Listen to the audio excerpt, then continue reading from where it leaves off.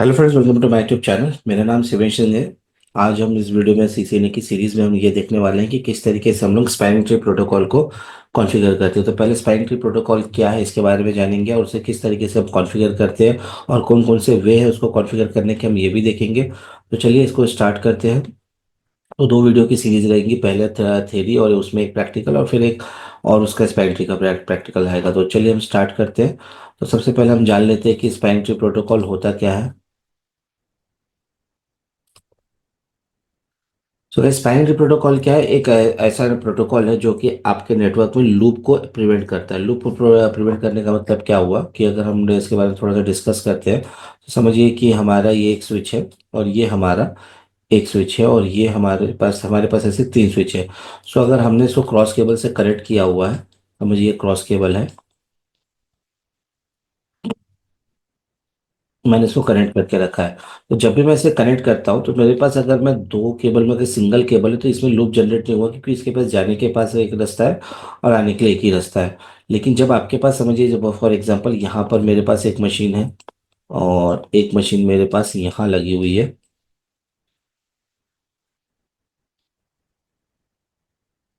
तो जब मैं डेटा यहाँ से भेज रहा हूँ, मतलब समझो कि ये मशीन को इसको एक्सेस करना है। पहले आएगी इधर, तो ये अपना मैक टेबल में चेक करेगा कि ये मशीन इधर है कि नहीं। फिर उसके बाद ये इसके पास जाएगी, ये स्विच के पास, इधर अपने टेबल पे चेक करेगा, फिर इसके पास आएगा। तो अगर समझिए कि अगर इधर ये मशीन इस समय प्रेजेंट नहीं है तो क्या होगा कि अब इसके पास यहाँ पास आने के लिए नेटवर्क है तो वापस इधर आ जाएगा और इसी तरीके से नेटवर्क में ये लूप को जनरेट करेगा। तो इसी से बचाने के लिए हम लोग अपने नेटवर्क में स्पैन ट्री प्रोटोकॉल को कॉन्फ़िगरेशन करते हैं। तो यहाँ पर जैसे लिखा हुआ भी देखिए, अगर आप देखोगे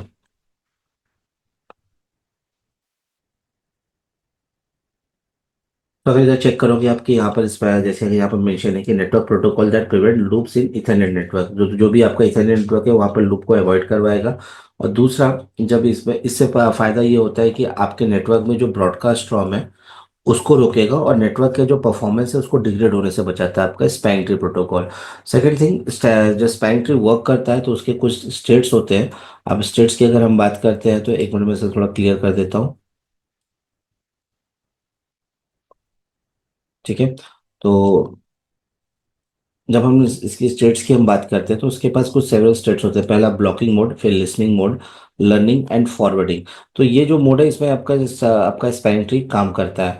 सो अब जब हम इसके बारे में आगे बढ़ते हैं तो थोड़ा सा इसके कॉन्सेप्ट्स के और भी हम चलते हैं। तो इसके कुछ कोर कॉन्सेप्ट्स हैं। यहाँ पर कुछ आते हैं, जैसा रूट ब्रिज आता है, ब्रिज आईडी आता है, बीपीडीयूज आते हैं, पाथ कॉस्ट आता है और फिर आते हैं पोर्ट के रोल्स।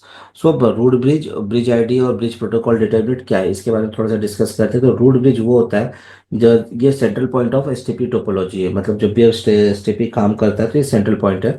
यहाँ पर ये जो रूट ब्रिज को सिलेक्शन कैसा होता है कि जिसकी लोवेस्ट ब्रिज आईडी होगी, जितनी भी स्विचेस लगी है जिसकी लोवेस्ट ब्रिज आईडी होगी उसी को हम लोग रूट ब्रिज बोलते हैं। अब रूट ब्रिज को लोवेस्ट ब्रिज आईडी का मतलब क्या होगा कि यहाँ पर एक प्रायोरिटी, ब्रिज की प्रायोरिटी होती है जो कि एक वैल्यू होती है। वो वैल्यू होती है 32768, 32768। ये हो गई आपकी हर स्विचेस की प्रायोरिटी वैल्यू हो जाती है। और इसमें हम लोग +1 करते हैं क्योंकि बाय डिफॉल्ट हमारे यहाँ पर एक वीलैन बना होता है। हमारे स्विचेस में, सिस्को की स्विचेस में बाय डिफॉल्ट एक वीलैन बना होता है और उसी के अंदर सारे पोर्ट्स होते हैं। तो अब टोटल वैल्यू हो जाती है आपकी 32769। तो ये bridge priority value plus MAC address of switch, MAC address switch का। सो मैक एड्रेस स्विच का मिलके ये बनता है आपका रूट ब्रिज आईडी बनती है। ठीक है, इतना बनेगा। तो इसमें जिसकी लोवेस्ट बिट वैल्यू होगी वो आपका बनता है आपका रूट ब्रिज।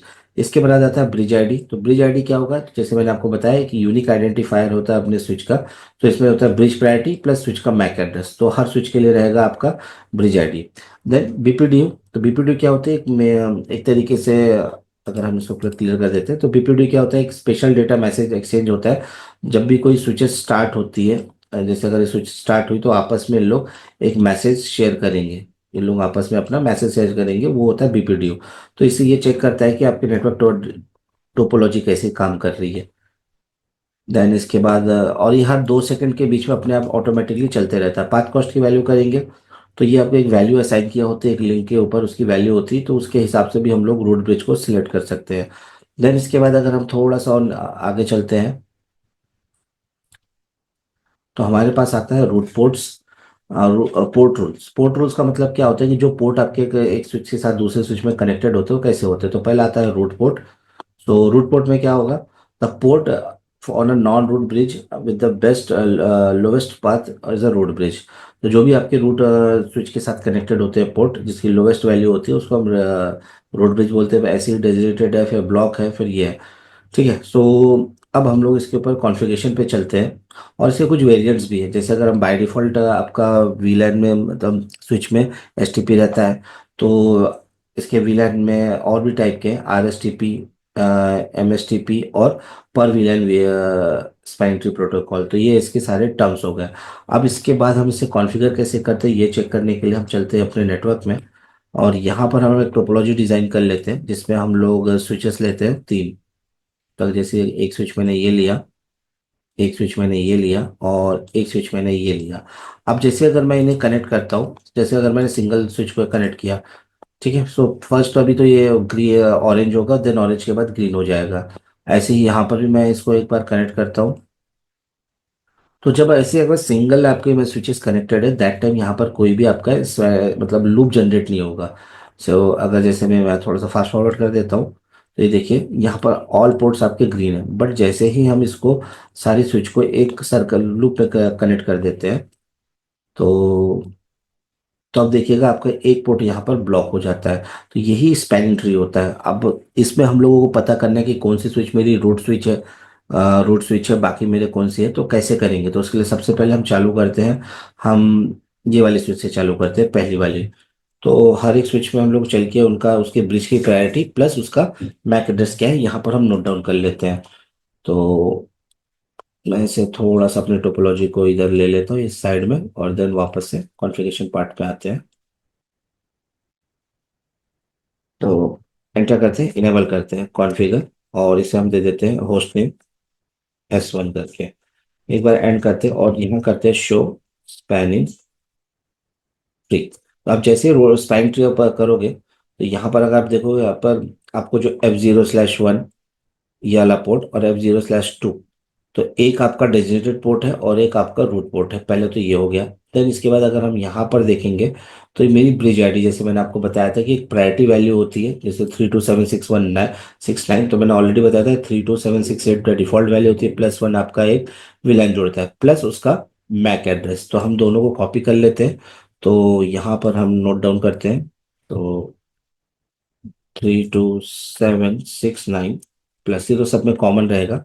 देन उसके बाद हम अपने स्विच केस में चलते हैं, और यहाँ से इस चीज को हम कॉपी करते हैं।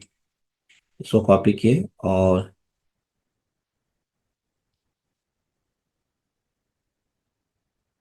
इसे पेस्ट कर लेते हैं। ये एक वैल्यू हो गई। ठीक है। ऐसे ही हम सेकंड स्विच में भी चलते हैं, इसको भी हम बेसिक कॉन्फ़िगर करके इसकी भी हम वैल्यू लिख लेते हैं, तो जिससे आपको समझाने के लिए काम में आएगा। तो कॉन्फ़िगर,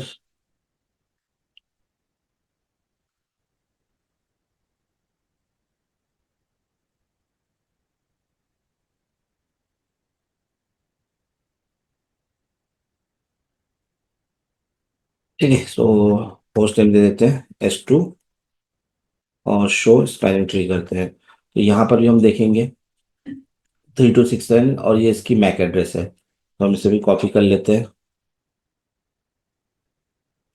अभी हम रूट आईडी नहीं देख रहे हैं, रूट आईडी निकालेंगे कैसे हम ये चेक करेंगे। तो इसके लिए पहले बेसिक जो चीज़ हम यहाँ लिख के आपको बता दे रहे हैं। तो 32769 प्लस, और जो वैल्यू हमने अभी पुटअप की है ये हो गया। ऐसे ही हम स्विच 3 पे चलते हैं।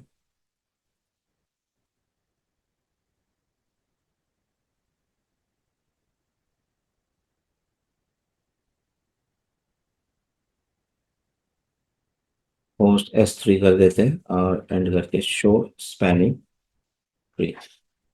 जैसे स्पैन ट्री करते हैं, तो यहाँ पर देखिए एक तो ब्लॉक पोर्ट है और एक आपका रूट फॉरवर्डर है, और यहाँ जो इसकी वैल्यू है ये रही इसकी मैक एड्रेस। इसको भी हम कॉपी कर लेते हैं।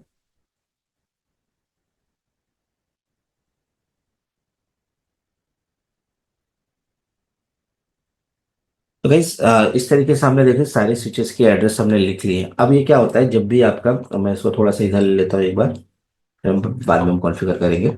तो अब जो अगर हम लोग इसकी बात करते हैं कि इसे कॉन्फ़िगर कैसे किया जाता है, तो देखिए जैसे अभी यहाँ पर मेरे पास हर स्विच का प्रायोरिटी वैल्यू, सबकी ब्रिज आईडी है मेरे पास। तो रूट्स आईडी कैसे निकलेगी, तो जो हमने बोला था कि बीपीडी होता है कि जो एक मैसेज ट्रैवल करता है और वो हमेशा चेक करता है कि इसमें लोवेस्ट ब्रिज आईडी किसकी होगी। तो उसको कैसे कंसिडर किया जाएगा, तो ब्रिज आईडी की प्रायोरिटी प्लस जो लोवेस्ट मैक एड्रेस होगा। तो अब जैसे फॉर एग्जांपल मैं ये वाले स्विच को पकड़ता हूँ, ये इधर आएगा और ये इससे चेक वेरीफाई करेगा। तो देखिए पहला तो जो ये बेसिक है 32769 तो कॉमन है, इससे तो हम कर नहीं सकते। फिर उसके बाद ये आपका मैक एड्रेस है जो कि आपका हेक्साडेसिमल में होता है। तो अगर आप यहाँ पर देखोगे 00D0 दिया हुआ, तो पहला ऑक्टेट पहले चेक करिए, तो डी इधर वैल्यू दी है और यहाँ पर 002 दिया है, तो डी यहाँ पर बड़ा हो जाता है। कैसे, क्योंकि डी अगर बोलेंगे तो ABCD, मतलब यहाँ पर आपका 9 10 के बाद 11 12 13 14 का नंबर है। तो ये आपसे, तो ये बड़ा हो गया, ये छोटा हो गया, तो मतलब ये वाला पोर्ट से जीत गया। फिर ऐसे ये इसके पास आएगा, तो जब ये इधर चेक करता है तो आप यहाँ पर देखोगे कि यहाँ पर 2 है, यहाँ पर है। तो इस तरीके से ये जीत गया, तो फिर हम इसको लाते हैं ऐसे ही, फिर ये इसके पास जाएगा, इससे वेरीफाई करेगा, ये करेगा, ये करेगा। तो जिस स्विच में आपको, अगर आप वापस हम स्पैन ट्री में चलते हैं, जहां पर आपको ये दिख रही है वैल्यू कि जिसकी हाईएस्ट वैल्यू क्या है, तो यहाँ पर देखो आपको रूट आईडी दिख रहा है, तो 3002176691BD। ठीक है, तो ये वाली में जो स्विच है, ये इसका जो मैक एड्रेस है सबसे जीता हुआ, देखो जैसे ये इससे भी लोवेस्ट था, ये इससे भी लोवेस्ट था, तो ये स्विच मेरी रूट स्विच है, इसकी आईडी मेरी रूट आईडी बन गई। ये तो डिफॉल्ट हुआ जब इसने स्पैन ट्री प्रोटोकॉल रन किया था। अब हम इसे कॉन्फ़िगर कैसे करेंगे, तो ये मेरे आगे वाले वीडियो में हम देखेंगे कि ऑलरेडी बस यहाँ ये वीडियो थोड़ा लंबा हो गया है। तो आगे वाले वीडियो में हम देखेंगे किस तरीके से हम स्पैन ट्री प्रोटोकॉल को कॉन्फ़िगर करते हैं अपने हिसाब से। बाय डिफ़ॉल्ट तो इसने अपने आप कॉन्फ़िगर कर दिया है। तो ये वीडियो आपको कैसे लगा आप जरूर बताइएगा, चैनल को जरूर लाइक करिएगा, शेयर करिएगा, चैनल को सब्सक्राइब करिएगा। Thank you.